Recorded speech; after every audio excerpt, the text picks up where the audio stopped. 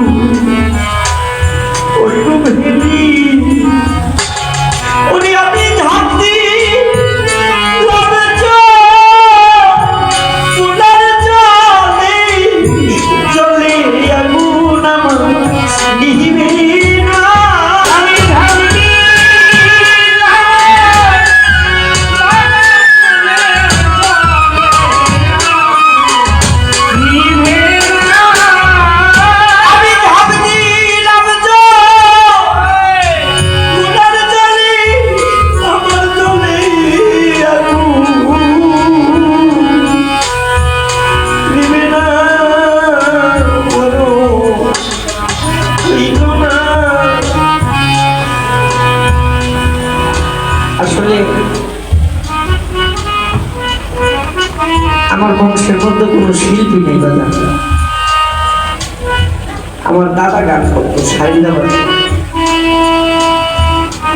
দাদা মারা যাওয়ার সময় আমার মারে ডাক দিয়ে বলেছে, মা আমি তোর একটা ক্ষতি করে গেলাম। মায়ের কয় কেমন? কয় আমি যেমন দেশ বিদেশ ঘুরু আমার নাতি ওরকম দেশ বিদেশ ঘুরবে, আমি এই ক্ষতিটা তো করে গেলাম। আমার দাদা মারা যাওয়ার 7 দিন পরে হঠাৎ আমার কানের মধ্যে গানের সুর চলে আসছে। তখন আমার বয়স 6 বছর। গানের প্রতি এত পাগল হইলাম, গান শিখতেই হবে। ওই যে মন্ত্র দিয়ে গেছে, গান যখন শিখলাম, আমার চাচা, বড় চাচা, সে ছিল চরমনার মরি। ওই ছোটকালেই বাড়ির থেকে বাড়ি করে দিচ্ছে। আজকে 28 থেকে 30 বছর আমি বাড়ির বাইরে। আমার চাচা মারা গেছে, কিন্তু আমার চাচা যখন মারা যায়, এই মারা যাওয়ার 1 থেকে 1.5 মাস আগে সে আমার গান শুনে তার কোমর বসে গেছে। একদিন হঠাৎ করে ডাকতেছে, কে তুই বলে গান গাছ? আমার বাবা যে গান গাইছে তুই কি গান জানোস? আমি কই চাচা আমি তো এই গান জানি না। আমার দাদার মুখে আমি একটা গান শুনতাম, আমি পাঁচজন কোথায় যাব রে দয়া, আমার পরাণ কান্তে দয়া আমি কোথায় যাব। আমি এই গান শুনতাম, আমি ছোটবেলা থেকেই বাহিনী পাবে বাহিনী, তাই অনেক সময় আমার ভিতর থেকে চলে আসে। সেই জন্যই যে আজকে আমি যে গান গাই, আমার বংশের কেউ তারা মাইনা নিতে চায় না এবং মাইনা আজও পর্যন্ত নেয় না। আমার দুঃখ খালি একটা জায়গায়, যে তুমি যে আমার এই দেশের দেশি করে গেলা, তবে আমার এই সাগরের মধ্যে তুমি একটা রেখে ফেলে গেলা। কারণ তুমি যেই দেশের প্রেমিক ছিলা, তোমার মুর্শিদ কেবলা ছিল শালাল ফকিরের একজন আওলা, যার নাম হায়দর ফকির। তাহলে তুমি আমার পাগল ফকির বানায় গেলা। যদি আমি ওইভাবে নাই থাকতে পারি, তবে তুমি আমার এই জিনিস দিলা। সখী রে পরিবার আর আছে বাকি রহিম চিস্তি পোড়া ছায়ার পুরি পরিবার কি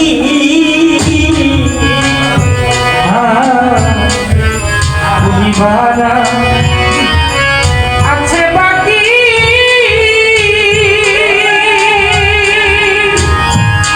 ওরে দয়াল পুরি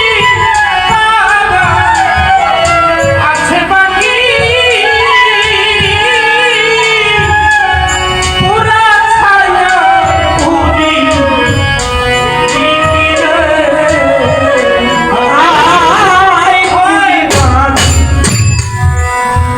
আছে বাকি ওরে নূর মোহাম্মদ বাজার তোমার রহিম রে আর পুরি বাকি ওরে দয়াল মালিক বলে প্রাণ সুখী আমি ওই রূপ যেন ভুলি না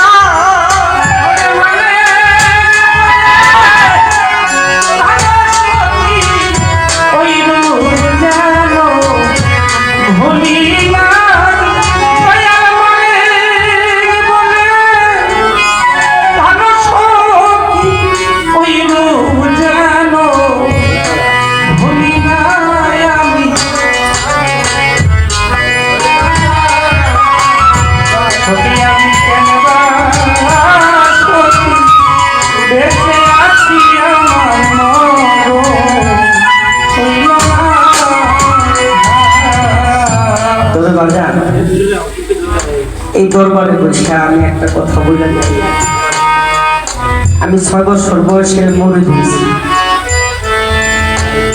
আমি এরকম একদিন গান গাইতে রয়েছি ছোটবেলা থেকে আমি হারমোনিয়াম বাজাই গান গাই আমার যিনি মহান মুর্শিদ আমার এক বড় ভাই তারে ডাক দিয়ে কয় রফি হালিমকে আমার ভালো লাগছে আমার হালিমের কাছে আমার কাছে হালিমকে মুড়ি ধরি করবো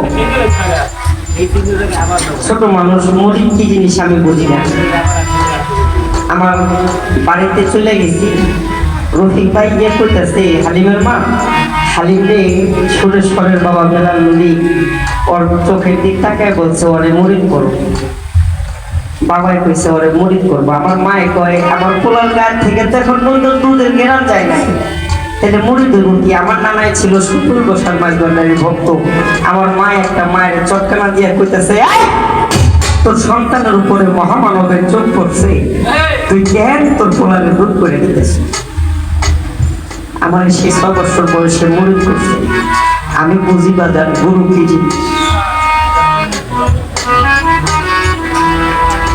আমি আমার বহুত দরবারে আমি গান গাইছি বহুত মাজারে আমি আইছি কিন্তু আপনার মধ্যে যে প্রেমটা আমি পাইছি আমি কোনো পীরের মধ্যে ওই প্রেম আমি পাই না অর্থ এক জিনিস আর পিরালি আর ভালোবাসা আল্লাহ রুলের রহমত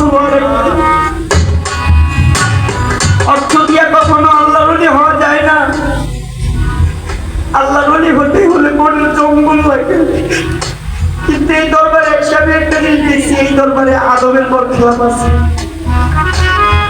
আদবে হয় আউলিয়া আর বেদবের কোনো বন্দি হয় না এই দরবারে যারা ভক্ত আপনাদেরকে একটা হাত জোর করে কথা বলে যায় আমি হালিম দাবার এখান থেকে মরে যেতে পারি গুরুর সামনে কখনো আসন দিয়ে বলবেন না এতে বেদবের পর খেলাপ হয় আপনি গুরুর সামনে মুর্শিদের সামনে যত আজকে বিনতি নিয়ে বসতে পারেন ততই আপনার জন্য মুক্তির পথ খোলা হয়ে গেছে আর যতই আপনার ভিতরে পরিমাণ নিয়ে আপনি বলবেন যতই আপনার পরিমাণ নিয়ে আপনি কাজ করবেন মনে রাখবেন আপনার জীবনে পূর্ণ যা কিছু আছে তা আস্তে আস্তে আস্তে আস্তে করে শেষ হয়ে যাচ্ছে এই কথাটা আমি বলতাম না কথাটা কবির ভাই উদ্দেশ্য করে বলছি কবির ভাই হায়াত মত বলা যায় না আপনার একটা কথা এখানে আসছি আমি খালি কিছু ভাই অসুস্থ তোমাদের আমি শুনি টাকার দিকে কিন্তু তাকাইছি আপনি ভালোবাসার দিকে যদি আমি হালিম দেওয়ার সঠিক সম্পূর্ণ জ্ঞান যদি আমি আপনার মাঝে না দিয়ে যেতে পারি সেটার জন্য আমি হালিম দেওয়ার দায়ী থাকবো আপনি না গুরু যদি হয় বেশ সারনন্দন মনে রেখো সে প্রতীত বাবা আমার সুরেশ্বরী কেবলা কাবা, যার একজন খলিফা হচ্ছে আপনাদের এই দক্ষিণবঙ্গের মধ্যে, যার নাম হচ্ছে ইয়ারউদ্দিন খলিফা। এই ইয়ারউদ্দিন খলিফার মসজিদ কেবলা হলো হযরত জাম শরীফ শাহ সুরেশ্বরী। সেই জাম শরীফ শাহ সুরেশ্বরী তার নূরে হক গ্রন্থে নূরের মধ্যে লিখে গেছে, মুর্শিদ যদি খাস হয় তবে ভক্তি করো পায়, যে ভক্তি পাবে মুক্তি, সেই ভক্তি তোমার যাবে না। রশিদ সরকার কইছে গুরুর যে ভালোবাসে দোষ থাকে না আগে পিছে, গুরু প্রেমে যে পয়লা হইছে পয়লা, নগরবাসীরা যে পয়লাছে মুর্শিদ প্রেমের পোড়া। তাইলে মুর্শিদের সামনে যত আদব নিয়ে যাইতে পারেন ততই আপনার জন্য মুক্তির একটা পথ খোলা হয়ে গেছে। যদি আমার কথার ভাষায় ভুল যদি হয়ে যায় তবে সবাই আমাকে ছোট সন্তান হিসাবে ক্ষমা দিবে।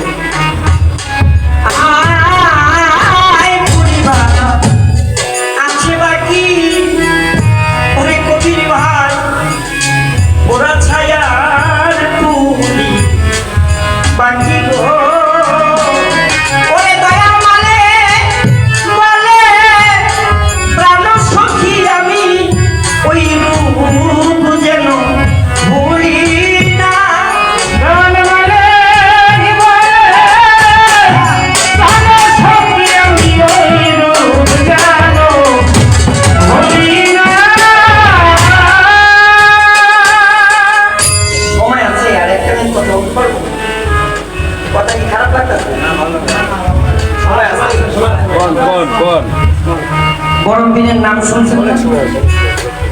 বড়পীর সফরে যাইতেছে হাজার হাজার ভক্তবৃন্দ নিয়ে, হঠাৎ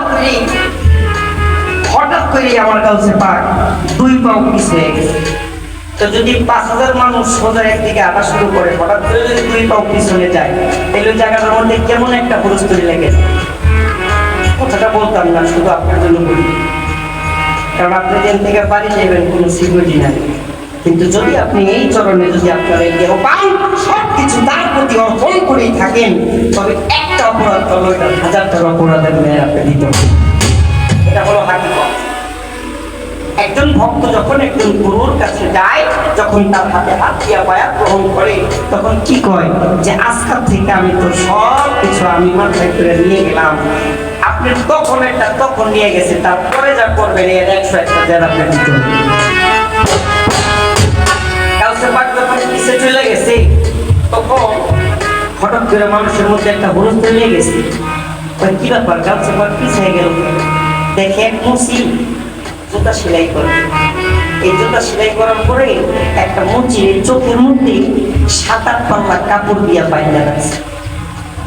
বড় পিছিয়ে একবার কি রে বাবা, আমি কাউকে দেখার জন্য হাজারো মানুষ দেখুন, কিন্তু তুই আমাদের না দেখে তোর চোখের মধ্যে এরকম 7-8 পাল্লা কাপড় বাইন্দা রাখছস, মানে এমন ভাবে বাইন্দা রাখছস যেন একটা সর্ষা টানা পরিমাণ কিছু দেখা যায় না। কারণ তুই হাত দিয়ে জোর করে হুজুর আমি এক জায়গায় বায়াত হয়েছি, মানে মরিদ হয়েছি, আমি আপনার ওই দর্শনদারের চেহারা দেখা যদি, আপনার ওই রূপ দেখা যদি আমার নিজ মুর্শিদের সুরত আমি ভুলিয়া যায়, তবে এই জন্মে আমার আর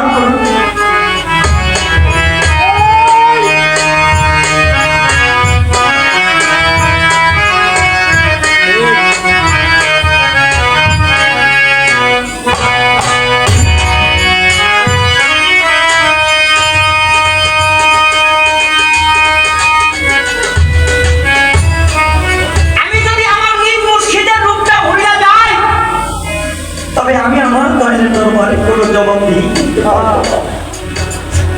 কারণ আমি শুনছি আপনি অনেক সুন্দর, আপনি আল্লাহ নিজের হাতে তৈরি করে বানাইছে। আমার মুর্শিদ অত সুন্দর না, আমার মুর্শিদ হলো কালা, আর কালা যে আমার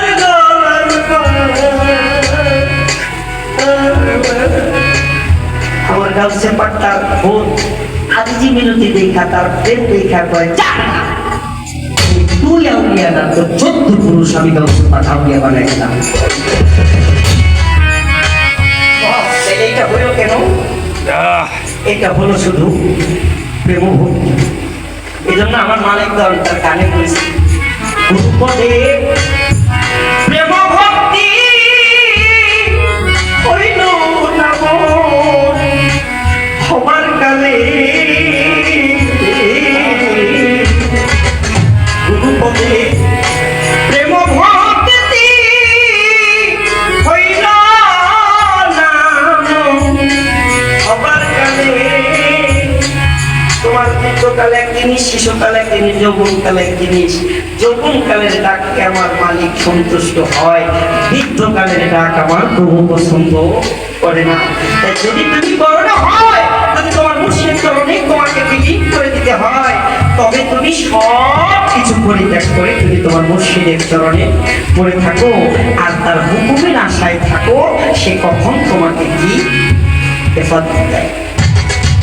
যারা বুঝছেন তা তো বুঝছেন, আর যারা বোঝেন নাই তাদেরকে আমি হালিম দেওয়া না বুঝাইতে পারবো না। যদি আমার কথায় ভুল হয়ে যায় তবে ভাই হিসাবে